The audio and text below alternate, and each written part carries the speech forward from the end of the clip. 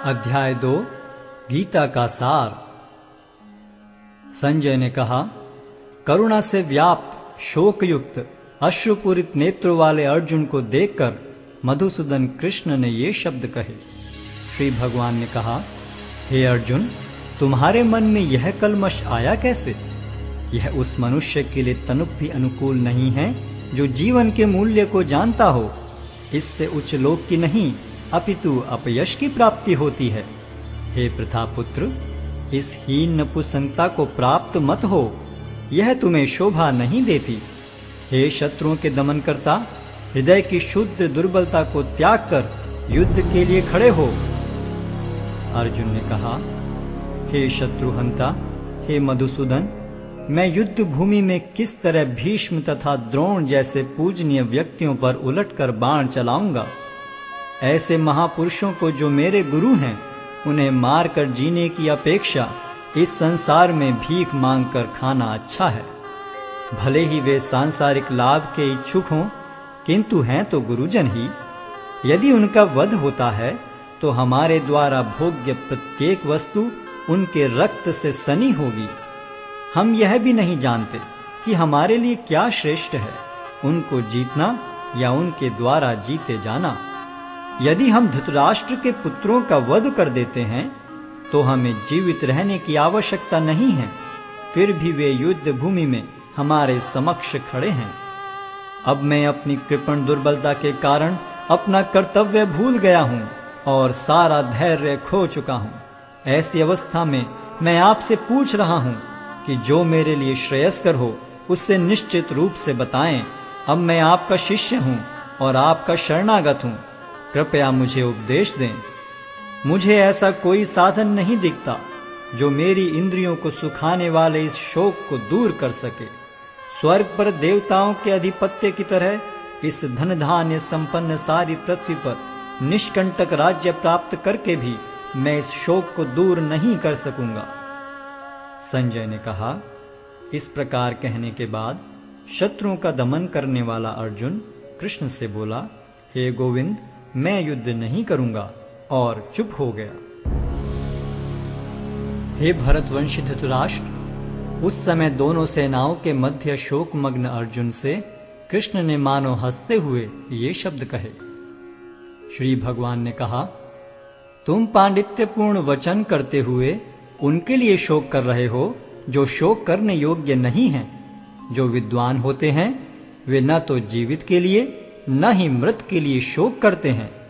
ऐसा कभी नहीं हुआ कि मैं न रहा हूं या तुम न रहे हो, अथवा ये समस्त राजा न रहे हों, और न ऐसा है कि भविष्य में हम लोग नहीं रहेंगे। जिस प्रकार शरीरधारी आत्मा इस शरीर में बाल्यावस्था से तरुणावस्था में और फिर वृद्धावस्था में निरंतर अग्रसर होता रहता है, उसी प्रकार मृत्यु होने पर आत्मा दूसरे शरीर में चला जाता है।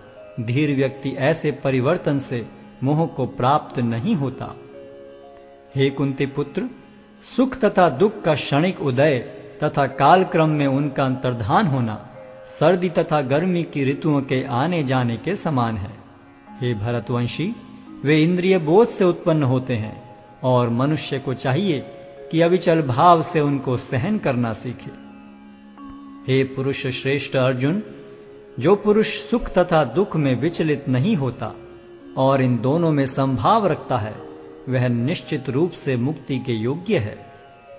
तत्वदर्शियों ने यह निष्कर्ष निकाला है कि असत का तो कोई चिरस्थायित्व नहीं है, किंतु सत अपरिवर्तनीय रहता है। उन्होंने इन दोनों की प्रकृति के अध्ययन द्वारा यह निष्कर्ष निकाला है। जो सारे शरीर में व्याप्त है उसे ही तुम अविनाशी समझो। उस अव्यय आत्मा को नष्ट करने में कोई भी समर्थ नहीं है। अविनाशी, अप्रमेय तथा शाश्वत जीव के भौतिक शरीर का अंत अवश्यम भावी है। अतः हे भरतवंशी, युद्ध करो। जो इस जीवात्मा को मारने वाला समझता है तथा जो इसे मरा हुआ समझता है, वे दोनों ही अज्ञानी हैं, क्योंकि आत्मा न तो मरता है और न मारा जाता है। आत्मा के लिए किसी भी काल में न तो जन्म है न मृत्यु। वह न तो कभी जन्मा है, न जन्म लेता है और न जन्म लेगा। वह अजन्मा, नित्य, शाश्वत तथा पुरातन है। शरीर के मारे जाने पर वह मारा नहीं जाता। हे पार्थ, जो व्यक्ति यह जानता है कि आत्मा अविनाशी, अजन्मा, शाश्वत तथा अव्यय है, वह भला किसी को कैसे मार सकता है या मरवा सकता है? जिस प्रकार मनुष्य पुराने वस्त्रों का त्याग कर नए वस्त्र धारण करता है, उसी प्रकार आत्मा पुराने तथा व्यर्थ के शरीरों को त्याग कर नवीन भौतिक शरीर धारण करता है। यह आत्मा न तो कभी किसी शस्त्र द्वारा खंड खंड किया जा सकता है, न अग्नि द्वारा जलाया जा सकता है, न जल द्वारा भिगोया या वायु द्वारा सुखाया जा सकता है। यह आत्मा अखंडित तथा अघुलनशील है।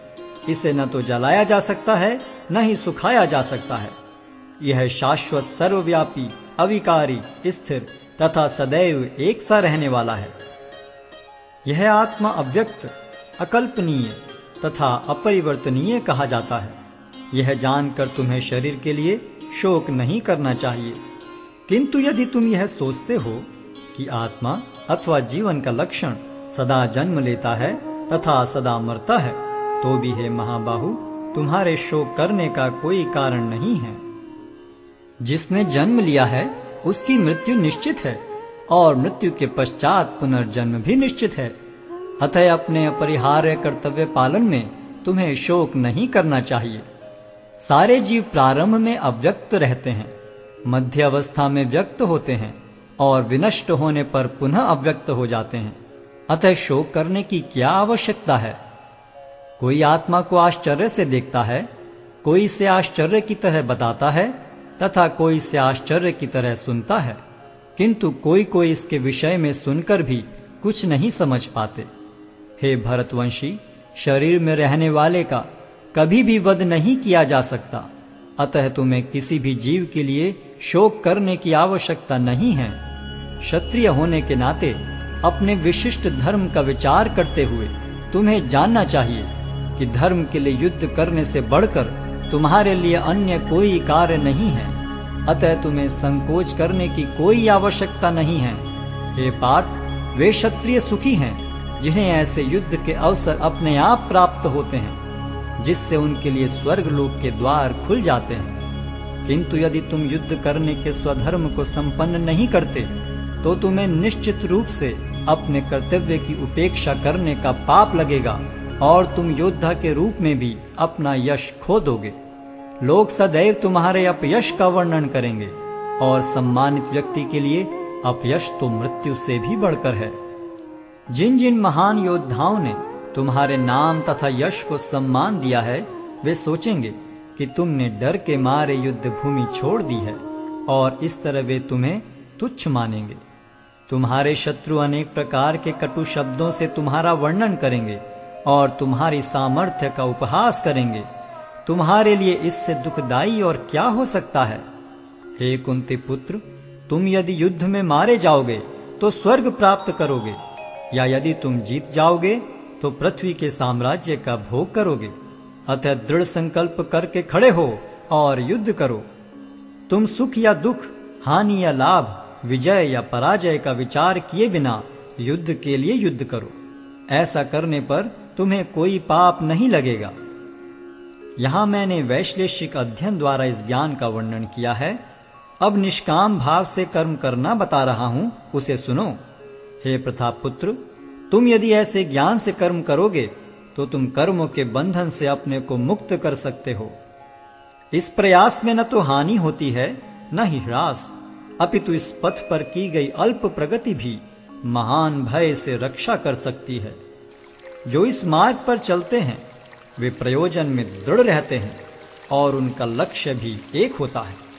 हे कुरुनंदन, जो दृढ़ प्रतिज्ञ नहीं है उनकी बुद्धि अनेक शाखाओं में विभक्त रहती है। अल्पज्ञानी मनुष्य वेदों के उन अलंकारिक शब्दों के प्रति अत्यधिक आसक्त रहते हैं जो स्वर्ग की प्राप्ति, अच्छे जन्म, शक्ति इत्यादि के लिए विविध सकाम कर्म करने की संस्तुति करते हैं। इंद्रिय तृप्ति तथा ऐश्वर्य में जीवन की अभिलाषा के कारण वे कहते हैं कि इससे बढ़कर और कुछ नहीं है।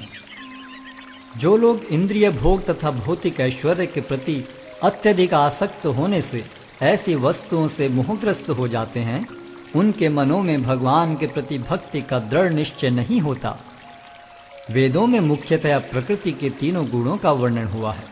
हे अर्जुन, इन तीनों गुणों से ऊपर उठो, समस्त द्वैतों और लाभ तथा सुरक्षा की सारी चिंताओं से मुक्त होकर आत्मपरायण बनो। एक छोटे से कूप का सारा कार्य एक विशाल जलाशय से तुरंत पूरा हो जाता है। इसी प्रकार वेदों के आंतरिक तात्पर्य जानने वाले को उनके सारे प्रयोजन सिद्ध हो जाते हैं। तुम्हें अपना कर्म करने का अधिकार है, किंतु कर्म के फलों के तुम अधिकारी नहीं हो। तुम न तो कभी अपने आप को अपने कर्मों के फलों का कारण मानो, न ही कर्म न करने में कभी आसक्त हो। हे अर्जुन, जय अथवा पराजय की समस्त आसक्ति त्याग कर समभाव से अपना कर्म करो, ऐसी समता योग कहलाती है। हे धनंजय, भक्ति के द्वारा समस्त गर्हित कर्मों से दूर रहो और उसी भाव से भगवान की शरण ग्रहण करो। जो व्यक्ति अपने सकाम कर्म फलों को भोगना चाहते हैं, वे कृपण हैं। भक्ति में संलग्न मनुष्य इस जीवन में ही अच्छे तथा बुरे कार्यों से अपने को मुक्त कर लेता है। अतः योग के लिए प्रयत्न करो, क्योंकि सारा कार्य कौशल यही है। इस तरह भगवत भक्ति में लगे रहकर बड़े बड़े ऋषि, मुनि अथवा भक्तगण अपने आप को इस भौतिक संसार में कर्म के फलों से मुक्त कर लेते हैं। इस प्रकार वे जन्म मृत्यु के चक्र से छूट जाते हैं और भगवान के पास जाकर उस अवस्था को प्राप्त करते हैं जो समस्त दुखों से परे है। जब तुम्हारी बुद्धि मोह रूपी सघन वन को पार कर जाएगी, तो तुम सुने हुए तथा सुनने योग्य सब के प्रति अन्य मनस्क हो जाओगे। जब तुम्हारा मन वेदों की अलंकारमयी भाषा से विचलित न हो और वह आत्म साक्षात्कार की समाधि में स्थिर हो जाए, तब तुम्हें दिव्य चेतना प्राप्त हो जाएगी। अर्जुन ने कहा, हे कृष्ण, अध्यात्म में लीन चेतना वाले व्यक्ति के क्या लक्षण हैं? वह कैसे बोलता है तथा उसकी भाषा क्या है? वह किस तरह बैठता और चलता है? श्री भगवान ने कहा, हे पार्थ, जब मनुष्य मनोधर्म से उत्पन्न होने वाली इंद्रिय तृप्ति की समस्त कामनाओं का परित्याग कर देता है और जब इस तरह से विशुद्ध हुआ उसका मन आत्मा में संतोष प्राप्त करता है, तो वह विशुद्ध दिव्य चेतना को प्राप्त स्थित प्रज्ञ कहा जाता है। जो त्रय तापों के होने पर भी मन में विचलित नहीं होता अथवा सुख में प्रसन्न नहीं होता और जो आसक्ति, भय तथा क्रोध से मुक्त है, वह स्थिर मन वाला मुनि कहलाता है। इस भौतिक जगत में जो व्यक्ति न तो शुभ की प्राप्ति से हर्षित होता है और न अशुभ के प्राप्त होने पर उससे घृणा करता है, वह पूर्ण ज्ञान में स्थिर होता है। जिस प्रकार कछुआ अपने अंगों को संकुचित करके खोल के भीतर कर लेता है, उसी तरह जो मनुष्य अपनी इंद्रियों को इंद्रिय विषयों से खींच लेता है, वह पूर्ण चेतना में दृढ़ता पूर्वक स्थिर होता है। देहधारी जीव इंद्रिय भोग से भले ही निवृत्त हो जाए, पर उसमें इंद्रिय भोगों की इच्छा बनी रहती है। लेकिन उत्तम रस के अनुभव होने से ऐसे कार्यों को बंद करने पर वह भक्ति में स्थिर हो जाता है। हे अर्जुन, इंद्रियां इतनी प्रबल तथा वेगवान हैं कि वे उस विवेकी पुरुष के मन को भी बलपूर्वक हर लेती हैं जो उन्हें वश में करने का प्रयत्न करता है। जो इंद्रियों को पूर्णतया वश में रखते हुए इंद्रिय संयम करता है और अपनी चेतना को मुझ में स्थिर कर देता है, वह मनुष्य स्थिर बुद्धि कहलाता है। इंद्रिय विषयों का चिंतन करते हुए मनुष्य की उनमें आसक्ति उत्पन्न हो जाती है और ऐसी आसक्ति से काम उत्पन्न होता है और फिर काम से क्रोध प्रकट होता है। क्रोध से पूर्ण मोह उत्पन्न होता है और मोह से स्मरण शक्ति का विभ्रम हो जाता है। जब स्मरण शक्ति भ्रमित हो जाती है तो बुद्धि नष्ट हो जाती है और बुद्धि नष्ट होने पर मनुष्य भवकूप में पुनः गिर जाता है। किंतु समस्त राग तथा द्वेष से मुक्त एवं अपनी इंद्रियों को संयम द्वारा वश में करने में समर्थ व्यक्ति भगवान की पूर्ण कृपा प्राप्त कर सकता है।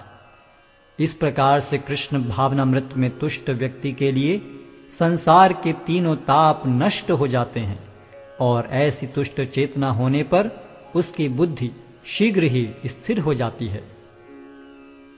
जो कृष्ण भावनामृत में परमेश्वर से संबंधित नहीं हैं, उनकी न तो बुद्धि दिव्य होती है और न ही मन स्थिर होता है। जिसके बिना शांति की कोई संभावना नहीं है, शांति के बिना सुख हो भी कैसे सकता है। जिस प्रकार पानी में तैरती नाव को प्रचंड वायु दूर बहा ले जाती है, उसी प्रकार विचरणशील इंद्रियों में से कोई एक जिस पर मन निरंतर लगा रहता है, मनुष्य की बुद्धि को हर लेती है। अतः हे महाबाहु, जिस पुरुष की इंद्रियां अपने अपने विषयों से सब प्रकार से विरत होकर उसके वश में हैं, उसी की बुद्धि निस्संदेह स्थिर है। जो सब जीवों के लिए रात्रि है, वह आत्म संयमी के जागने का समय है, और जो समस्त जीवों के जागने का समय है, वह आत्मनिरीक्षक मुनि के लिए रात्रि है। जो पुरुष समुद्र में निरंतर प्रवेश करती रहने वाली नदियों के समान इच्छाओं के निरंतर प्रवाह से विचलित नहीं होता और जो सदैव स्थिर रहता है, वही शांति प्राप्त कर सकता है, वह नहीं जो ऐसी इच्छाओं को तुष्ट करने की चेष्टा करता हो। जिस व्यक्ति ने इंद्रिय तृप्ति की समस्त इच्छाओं का परित्याग कर दिया है, जो इच्छाओं से रहित रहता है और जिसने सारी ममता त्याग दी है तथा अहंकार से रहित है, वही वास्तविक शांति को प्राप्त कर सकता है। यह आध्यात्मिक तथा ईश्वरीय जीवन का पथ है, जिसे प्राप्त करके मनुष्य मोहित नहीं होता।